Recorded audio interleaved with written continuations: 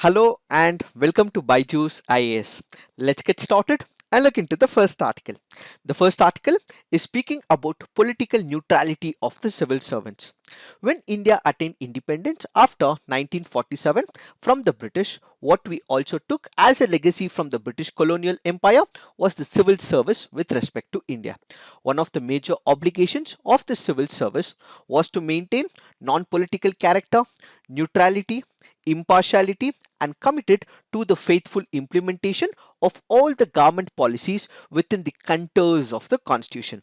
In this particular backdrop, we have to understand what is this concept of political neutrality and apolitical nature of the civil servants. Neutrality in India generally is associated with the civil servants.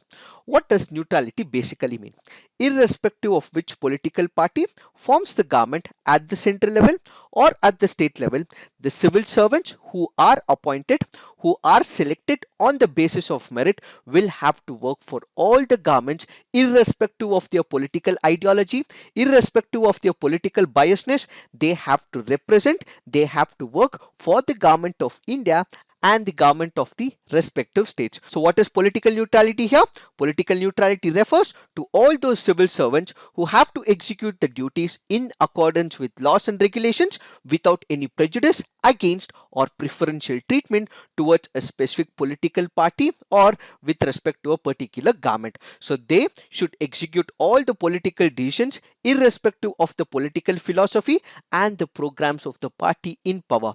But kindly remember, when they are executing such a policy, when they are executing or implementing a program of the government, this should be within the fold or the contours of the constitution. If the law mandates them to implement a particular scheme and program, it has to implement it on the basis of the law, the rules and regulations prescribed by that statute. If it is going in violation of that particular law, they are not supposed to implement it. If there is a political party and if it is requesting the civil servant to violate a particular law or a regulation as prescribed by the statute or in the constitution, if the civil servant violates it, it means he is going against some of the important obligations set by the civil service of India.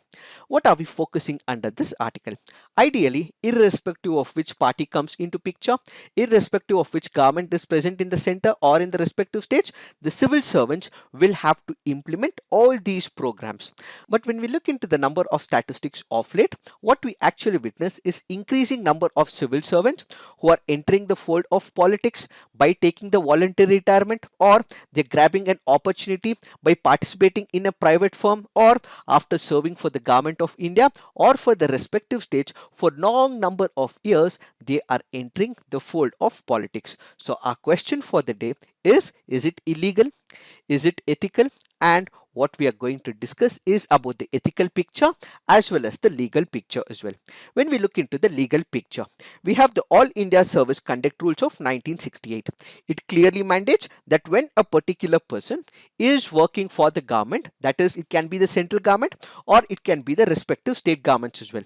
So when you speak about the Indian Police Service or the Indian Administrative Service, when they are working, when they are the civil servants working for the government, they have to be politically neutral in nature.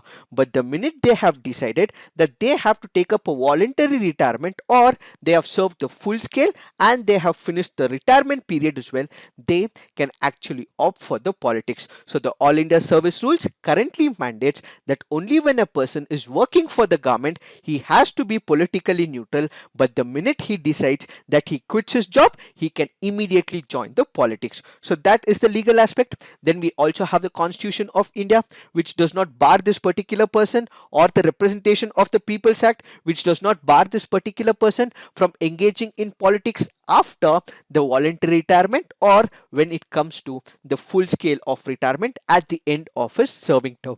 Both these laws clearly mandates that when a decision has been made that a particular person enters the fold of politics, it is his right to enter the politics. There is another angle as well.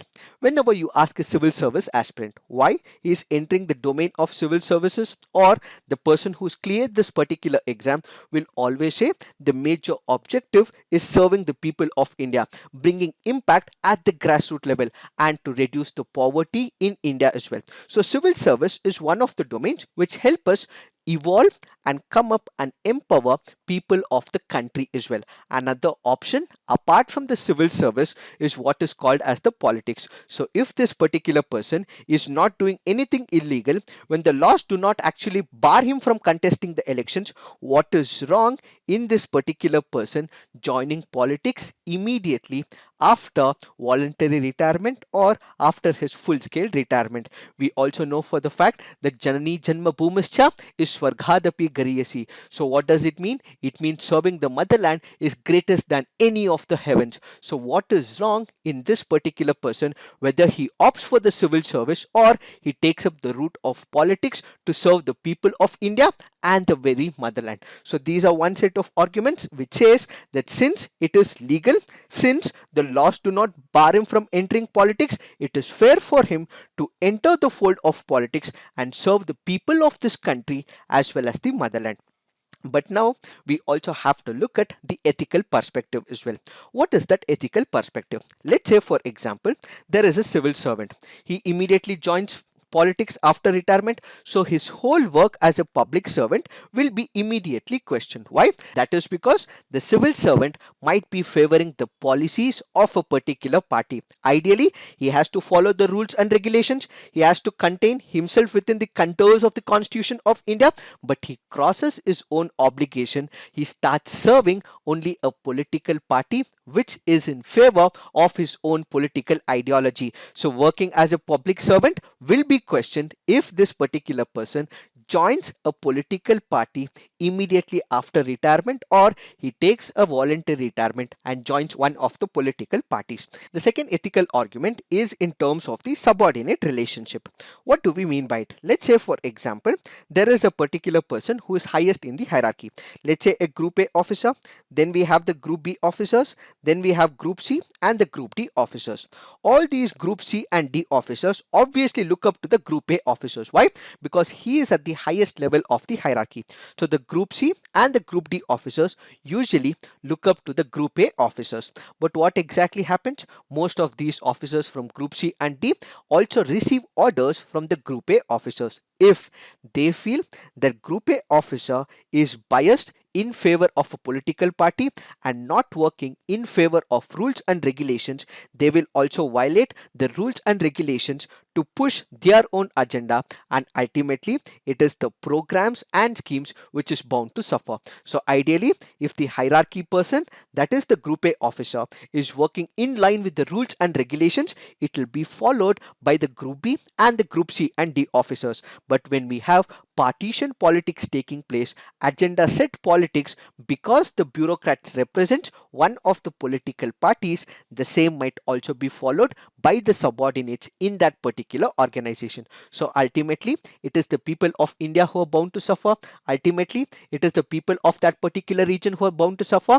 And unfortunately, we will also have the subordinates not working for the organization but for their own glory as well as personal agenda. The third major issue is that all these All India Service officers or Group A officers have interaction with major political parties. They are also in a position that they will understand the nuances of different political parties. They will also get information and secret information about the internal intricacies of these political parties. So what they might also do is they might take this information and give the information to the political party that they want to impress upon. This means that there is a violation of ethical picture. Why? Because they get to know the perspectives of different political parties. Either they should have kept it numb or they should have not given this information to another political party. If they are not politically neutral, this information is extracted from another political party and the same information can be given to the political party that they want to associate in the near future. So what are they doing here? there is quid pro quo that is happening. There is reciprocity that is happening. So one of the civil servants is helping the political parties. So the political party will help the civil servant in the near future. So what is happening is there is no political neutrality. Instead, there is reciprocity with the political party of interest and the civil servant. And finally, it also means that this civil servant also had prior ambitions of joining a political party. So he will not work for the people, he'll not work by the rules of the constitution, he'll not work by the rules of the statute that has been established, but instead he will work for one political party, meet all the agendas of that political party, even violating the constitutional obligations, constitutional ethos, constitutional values that which has been prescribed by the Constitution of India. So these are the ethical dilemmas when it comes to the political neutrality as well. So this issue basically has two dilemmas. On one side, it is legally correct, but on the other side, there is ethical wrong as well. So how do we overcome this issue? What should be the recommendations going forward? What is the way forward when it comes to this institutional dilemma? When it comes to the private sector practice, let's say for example, there is a secretary or a bureaucrat who's retired or has taken a voluntary retirement. If he has to enter the domain of a private practice, or he has to enter a multinational company or grab an opportunity from the private company, there is a particular provision of 1 year cooling off period. When it is there for the private association, why not bring the same when it comes to the politics is the first important recommendation. So what is the recommendation here? When there is a bureaucrat who is retired or taken a voluntary retirement, if he is going to a private sector, there is 1 year cooling off period. The same has to be brought about when it comes to the politics as well. When you look at the Election Commission of India, it has gone on to say that when it comes to the civil servants, they should usually have a 2 year period. Why? In case there is no 2 year cooling off period, in such a scenario, they will not work in the interest of a country, but instead they will work in the interest of a political party. So what the Election Commission of India had previously suggested was a 2 year cooling off period. This recommendation was not accepted by the government, but this recommendation has to be taken seriously. That is what we have to look at. And finally, as we just discussed, there is a cooling off period for a bureaucrat to enter the private domain, and that is about 1 year. But there is a small issue with respect to this rule. What is the rule all about? In case there is a secretary, a bureaucrat who is working with the government of India or the respective states, he requests the government to give him a waiver. The government can decide on a discretionary basis that 1 year period can be completely removed away. So this person, if the government of India gives the permission, he can immediately join after his retirement. Such a waiver which is present in the current rules should also be completely removed as well. As of now, we have such a waiver which is a discretionary power given to the government of India, but such waivers should also be removed completely.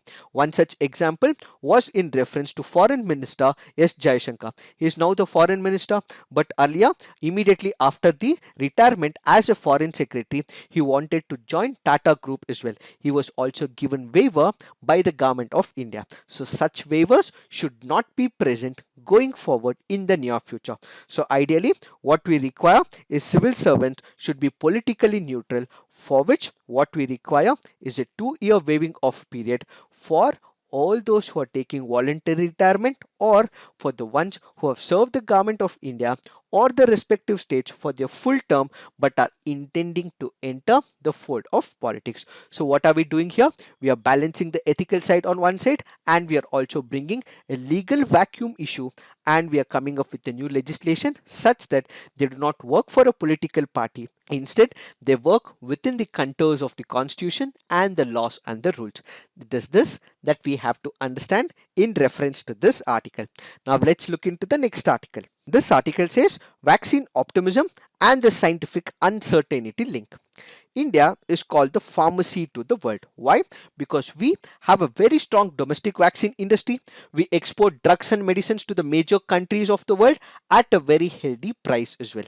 We also have strong fundamentals of the universal immunization program, which happens to be one of the largest cost-effective public health intervention and largely responsible for reduction of vaccine preventable under 5 mortality rate. Now the important question, what have we learned from the universal immunization program. When it comes to this particular program, India has vast experience of conducting vaccination drives. The existing digital platform and the processes of the universal immunization program can be taken up enhanced to also track what is called as the COVID-19 vaccination program. Why are we discussing this? That is because India is now inching towards the world's largest COVID-19 vaccination program on Jan 16th, which happens to be today. That is why we can take some of the lessons from the universal immunization program is the first part of the article. During this particular process of vaccination for the COVID-19, what we have also realized is the public-private collaboration. What is this public-private collaboration? When it comes to the private here, what we are speaking about is the development of the vaccine. So who has developed the vaccine? It is the private companies, but who is implementing, who is giving it to the people of India? It is the public officials. So this can be a right example of the public-private collaboration, says this article. So basically, we have the vaccine development, that which was taken by the pharmaceutical companies, and we have the Ministry of Health and Family Welfare for the implementation of the vaccine program. In this particular backdrop, we have to understand what are the two vaccines that which has been given permission by the government of India. One is what is called as Covishield, the other is called as Covaxin. Both these vaccines are given permission for restricted use in emergency situation, and they also will have to follow all the regulatory conditions as well. While this particular vaccine administration is being taken care of, there are also statistics that they have to collect periodically as well. Let's say for example, the vaccine has already been administered, let's say to a healthcare worker or a senior citizen or for any other person who is suffering from a comorbidity. If the vaccine is administered, there could be a possibility of side effects as well. So administering is not the only issue, but periodical upgradation, periodical statistics will also have to be taken under this particular backdrop. So in this particular backdrop, there are two approaches that we have to look at. One is what is called as the traditional clinical trial approach. The other is what is called as the adaptive design approach when it comes to administration of the vaccine as well as clinical trials. What is this traditional clinical trial? Basically, this is about designing, conducting and analyzing the collected data. What do we mean by it? When you look at the traditional approach, what exactly happens? There is an original virus, or let's say for example there is an original disease. So we have to identify what is the root cause of that particular disease. So this particular therapy or the vaccine that is designed will be only intended from the original application point of view. So they'll be designing for that particular virus, they'll be conducting that particular examination, and finally they'll collect the data with respect to its administration. So there'll be no changes whatsoever which will be introduced with the eventual application of this particular vaccine. But we have what is also called as adaptive design as well. So what is this adaptive design? This is nothing but what we have as the feedback mechanism. At each stage, data analysis are conducted, adaptations take place, updated information is taken into picture. Why? So that there is a probability of increasing the success rate after each trial. Let me give you an example. Let's say for example, when it comes to adaptive approach, you have the scientific community on one side who is working on the vaccine, then there is doctor community which is administering that particular vaccine, and there is third community where who have taken the vaccines as well. So let's say on the first phase there are about 10 people who have been given this particular medicine or this particular vaccine. At the second stage there are about 20 or 30 people who are given this particular vaccine. At the third stage, let's say there are about 100 people who are given this particular vaccine. So what we have to do is take periodic inputs from these people who have been administered the vaccine. So in case there are any side effects, in case there are any issues, the same feedback is taken from these sections of the people from the community, goes to the doctors who have administered it, and these doctors will give it back to the scientific community as a feedback. So the scientific community will bring certain changes into that particular structure of the vaccine so that the success rate eventually can also increase as well. That is what is called as adaptive design. So what is adaptation here? As much as there are changes with respect to the virus, as much as there are side effects with respect to the administration, what we require is change in the structure of the vaccine so that there is increased success when it comes to the vaccine administration. So the change made to the trial procedure, such as eligibility criteria, study dose, treatment duration or study endpoints, statistical procedures such as randomization, study design, study hypothesis or statistical analysis plan, while a clinical trial is at design stage. So all this data changed according to time, and bringing changes in the vaccine structure is well is what is called as adaptive design. When it comes to the traditional clinical trials, there is no question of feedback, but when it comes to the adaptive designs, what we have is the feedback and changes in the vaccine structure, such that ultimately what we have is the increasing success rate. In order to make sure that the adaptive design becomes a successful program, successful implementation, what we have is one of the arguments put forward by the World Health Organization called as the good participatory practice. What is this good participatory practice? Basically, as we discussed, when it comes to the adaptive design, it is about bringing changes with the help of the feedback loop. When we are introducing the changes, we also will have to engage the community as well. We have to take the consent of the community or the individuals who have been given this particular vaccine.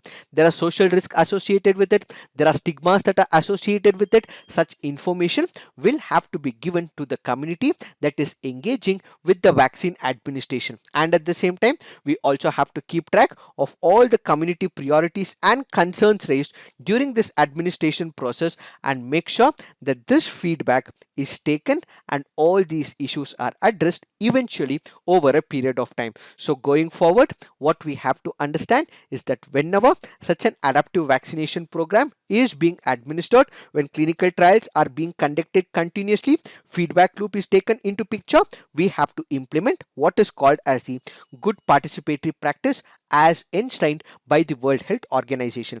We also have the European Medicines Agency as well.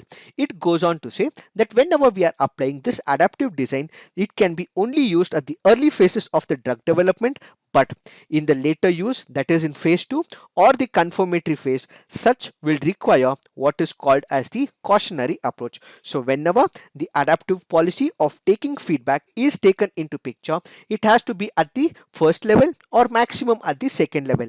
Consecutive number of stages, if it is taken, this should have a precautionary note, says the European medical agencies. So going forward, whenever the government decides that when the clinical trial process is still being investigated, when data is being procured, when data is being investigated, they have to make sure that trust building with the community is taken into picture. Why? Because it is the people who are taking this particular vaccine. It is the people where vaccine is being administered. So they have to take the community, the individual into confidence, all the regulatory processes and authorization, how the government has done that, how many clinical trials are conducted, who are the people, what age group they are into, what are the comorbidities, all these statistics and relevant data will also have to be given by the government as well as by the scientific community. Because of this particular issue, there are certain number of people who would not even enter to get themselves vaccinated. This is also what is called as vaccine hesitancy.